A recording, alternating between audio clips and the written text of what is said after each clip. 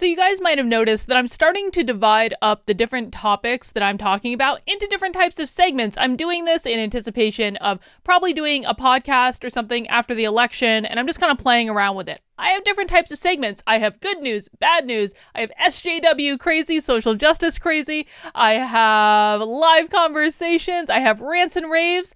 And a neglected category that was actually the impetus behind this idea of doing things in different segments is stupid news. Stupid news are the types of segments where I just see a news story and I'm like, and I just don't know what else to do with it. So today I have a new installment of stupid news. This is from Parents Magazine on parents.com. How to teach the history of racism in science class. Yes, this is what it has come to. So how stupid news works is that I kind of find an article that I think looks really, really, really stupid, and I haven't read it yet, and I'm just going to react to it in real time. We're going to see how it goes. So before we get into that, folks, if you like what I'm doing on this channel, if you get a kick out of it sometimes, if you like that I read the stupid news so you don't have to, I really want to hit 100,000 subscribers before the election. I am on track to do it. I'm so close, guys. I'm so close. Less than 5,000 subscribers away to hit this goal. I'm really excited. Once I get my YouTube plaque, I can retire. I'm just kidding. I'm not retiring. But you can really help me out by today subscribing to the channel, making sure you're subscribed if you think you're subscribed already. YouTube hasn't pulled any shenanigans, giving it a thumbs up, leaving a comment to feed that algorithm, sharing it out to your friends, that sort of thing. All right. Let's dig into this stupid news story. In order to end the racial disparities that exist in our healthcare system, we need to teach children about our country's history with medical apartheid. It can start in science class. All right, let's see. Currently, U.S. schools focus on bare minimum coverage of chattel slavery in the classroom, according to the Southern Poverty Law Center, but stays mostly in history class. Okay, side note, pause. I used to trust the Southern Poverty Law Center, and then they did this horrible hit piece on Jack Posobiec that was just patently absurd. And, maybe they actually cared about ethics at one point in their existence, but they certainly don't care about ethics anymore. And now it's just like an arm of the extreme left wing. It's insane. And it's really disappointing, too. Like, I get so disappointed when these organizations that I used to trust, like the ACLU, like the Southern Poverty Law Center, just abandon their core values. Anyway, I digress. That needs to change, considering our nation's history with medical advancement through experimentation on enslaved Africans and their descendants. We need to start including lessons on slavery and historical racism in the science classroom. All right, I don't know about you guys. I went to a really small school. To demonstrate how small my school was, there were 48 people in my high school graduating class. Very small school. So my school had extremely limited resources. You know what I had for science class options? I had biology, I had chemistry, I had physics. I think there was like an anatomy and physiology class. I didn't take that because they had to dissect cats and I really didn't want to do that.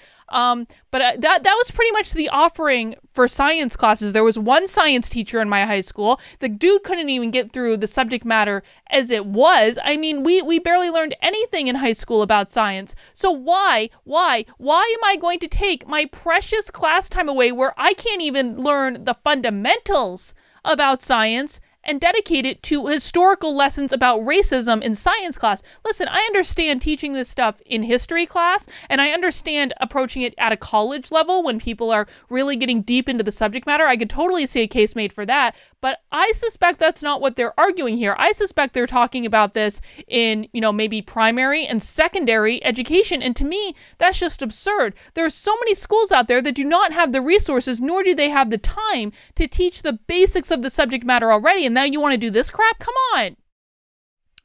During the current public health crisis, conversations about healthcare and unethical science are particularly important. The coronavirus pandemic highlighted existing racial disparities, and research has continued to show that medical racism fuels higher death rates among Black people. But, okay, again, we're talking about, like, basic education here. We're talking about primary and secondary schools. Again, and it hasn't said the age that they're targeting for this type of education, but if they're anything less than college, this does not make sense from just a practical level.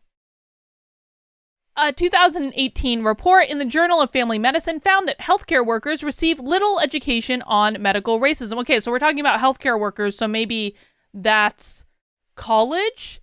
But this is Parents Magazine, so I'm not sure yet. The study results further suggested that curricula that incorporate lessons about racism for health professionals can improve patient care. Fine, but why are we writing about this in Parents Magazine? Unfortunately, from the earliest point of education, ding, ding, ding, ding, ding, current school curricula and educators often make the claim that science is unbiased. This, of course, is a very dangerous myth, and it has justified horrific practices in science that continue to this day, like Black infant mother mortality rates and the racial bias in medical pain assessment. We have a duty to explain this complicated history to our children, and it doesn't have to be complicated. What are you talking about? You know what I learned in science? The periodic table of flipping elements or how to do experiments. This is way too advanced for what we're taught for kids. Like, are you kidding me? Remember, like, seriously, guys, remember back to your science classes that you took in, like, primary and secondary school. Like, what did those look like? Leave a comment. Like, would your science classes have been enriched if you had learned about the complicated history of Black infant mother mortality and other, like, again, I'm not arguing, like, for college level when people are going down a medical career path at that point, but come on. This is ridiculous. Kids are hungry for this sort of information. No, they're not. Their parents are. The kids don't care. The kids don't know better. The parents are hungry. Kids are hungry for this sort of information, and a determined teacher will find a way to include this content in their lessons, says California-based high school teacher Miriam Gerba. We break down some of the ways we can teach even young children about our country's troubling history with science and medicine to help them create a racially competent future of healthcare. Young children are not going into medicine. They don't need to know this. Like, it is complete, like, what? Here's my question. I am not disputing that this type of knowledge could be as part of some advanced curriculum. Fine. But if you're teaching this at a rudimentary level, what are you taking out of the curriculum? What is being left out that then you are replacing with anti-racist education in science classes in elementary, middle school, and high school? What are you replacing? Because again, I don't think that teachers have enough time with kids as it is to get through all the material that would be necessary for them to be competent and capable in the real world. So what are you setting aside in order to do anti-racism training in science classes in high school? Rethinking the science curriculum, maybe they're going to tell us.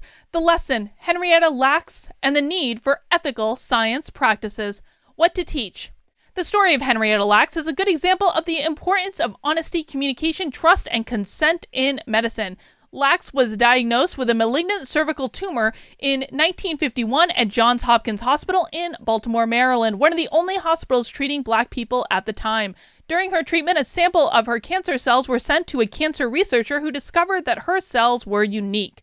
Lacks died of cervical cancer that same year, but her cells were used to study the human genome, help develop the polio vaccine, and study cancer cells. Her cells, named the HeLa cells, have made life-saving improvements to science that have been used in research around the world, but she never consented to such use of her cells, and her family were never compensated for the profit the HeLa cells earned.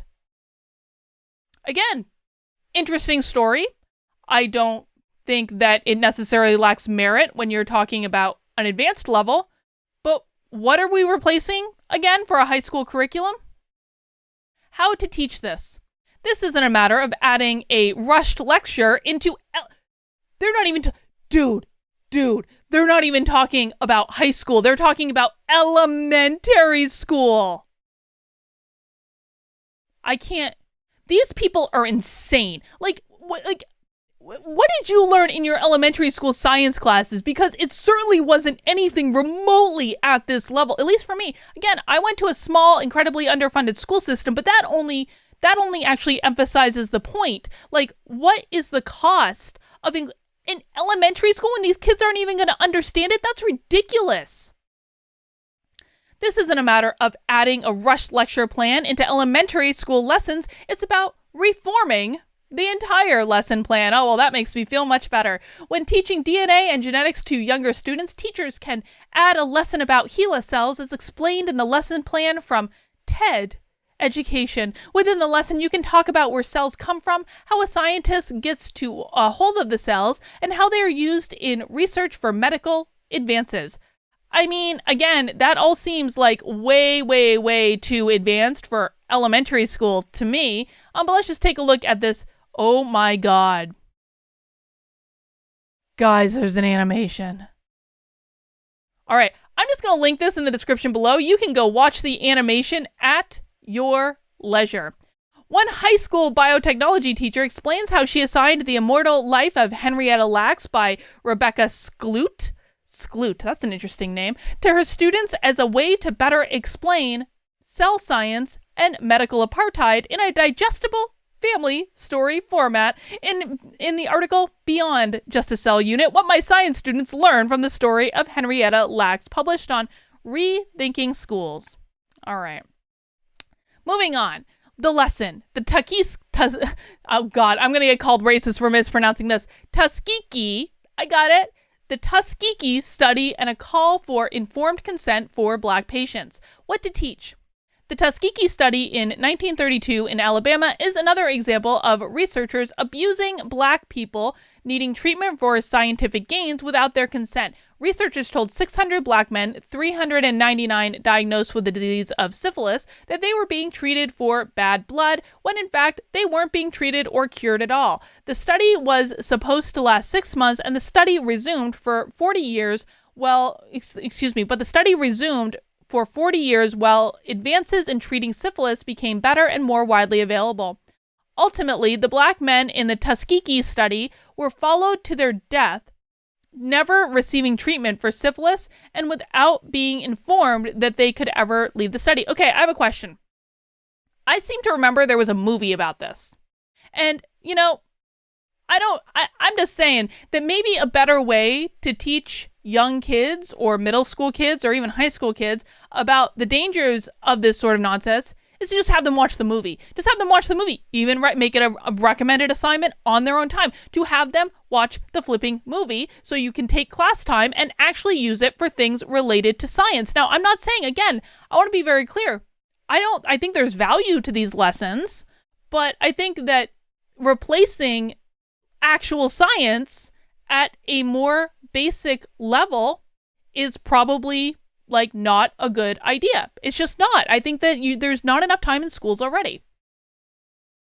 Within a science classroom, teachers can introduce the study while discussing how their students control their health. In the article Medical Apartheid Teaching the Tuskegee Syphilis Study, one high school teacher explains how she brings up this study by asking her students what health decisions they can control.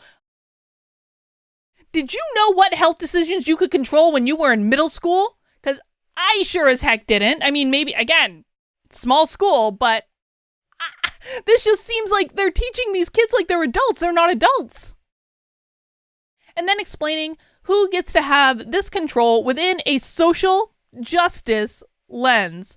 An English teacher teaching Ralph Edison's Invisible Man could present a lesson on the Tuskegee experiments and connect the content to the text, says Gerba. It may be daunting to talk about these tragic examples with children, but students should know that scientific bullying is unacceptable and everyone equally deserves to consent or not to their own treatment. And there are only 2 examples of historical racialism in healthcare that impact our modern medical system, but racism is also evident in how researchers make medical advances in America's infant maternal mortality rates. Read more about how Black women are disproportionately affected by maternal mortality in Parents.com's investigation into birth in America. Overcoming resistance. Yes, let's overcome the resistance, Parents.com. Many teachers have stepped up to explain why these lessons are so important and what the inclusion of a section on medical apartheid may look like. Helen Harland, an English teacher and author of Shame, Shame, I Know Your Name. What is this about? Hang on, I want to see what this book is about. Oh, God. I'm not exactly sure what this book is about. It seems to be a fiction book of some sort. Okay, who the heck knows? I digress. Author of Shame, Shame, I Know Your Name, has been teaching for 23 years and explained that this shift in education can only take place if everyone's on board. I am not on board, Heather. I am not on board. I mean, I don't have kids, so I don't know that necessarily me ranting on YouTube means much of anything. It probably doesn't, but this is crazy. That means that all teachers and administrators need to do their part in working together to cover this topic. Teaching students about medical racism isn't too serious for kids. Parents, gather around. Do you think that teaching elementary school students about medical racism is an appropriate subject for, say, a 7 or 8-year-old? Just leave your comment. I would just really be curious to hear from the parents on this one. Teaching students about medical racism isn't too serious for kids, and they need to learn about it in order to be informed citizens and allies, says Harlan in her teaching experience, teaching grades 4. How old are they in grade 4? They're 9. Through 12, she has often heard science teachers explain that science is universally objective, a perspective that erases the experiences of Black peoples through a whitewashed curriculum. Gerba says teachers might be resistant to buying into teaching about medical racism for one major reason. Teaching racial history makes white instructors uncomfortable. There it is. That is the only possible reason that someone might object to teaching about medical racism, is that white people are made uncomfortable. No, that is not the only reason someone would object. Other reasons include there are not enough hours in the day to teach basic science to elementary, middle, and high school students, and that should be and these topics should be reserved to people who are actually pursuing a medical profession, actually thinking about going into the medical career, which happens in college. And by the way, most college students, well, maybe not most, but like a really good percentage of college students who go in as like pre-med, they don't even end up as pre-med. A lot of them end up in pre-law for some weird reason. I don't really know why that is, but that's the absolute truth. There's so many people that think in high school that they're going to go on and be a doctor, but like a year into it, they find out they really don't want to be a doctor. They go into law. Why did they have to learn this stuff? The answer is they don't. It's not relevant to their career and what their profession is. They need to learn other things. But other hard-to-digest topics are covered in early learning lessons. High school teachers tell us that they have to unteach what students learn in earlier grades because, okay, whatever. Oh, that's from Teaching Tolerance. Okay, well, I'm going to pull that up too, because Teaching Tolerance is another site I have a dramatic issue with. This doesn't happen in any other subject. Math, science, and reading all begin with fundamentals and build on them. So why aren't we beginning with fundamentals? This is not fundamental. I'm sorry. I understand that people think this is a very serious topic, but this is not part of the fundamental building blocks of science. It is just not. Gruba's taught U.S. and world history, not science, for 18 years and says that our country's history of medical experimentation on Black people is an example of how science prioritizes lengthening the lives of white people through Black suffering and death. Okay. Both Harlan and Gerba agree that once white teachers and white school officials stop placing their discomfort and privilege over the education that all children need, incorporating medical racism into school lessons is not a difficult task. It might feel uncomfortable to merge racism into science lessons, but in reality, it's already there. All right, that's all I got. I'll see you soon.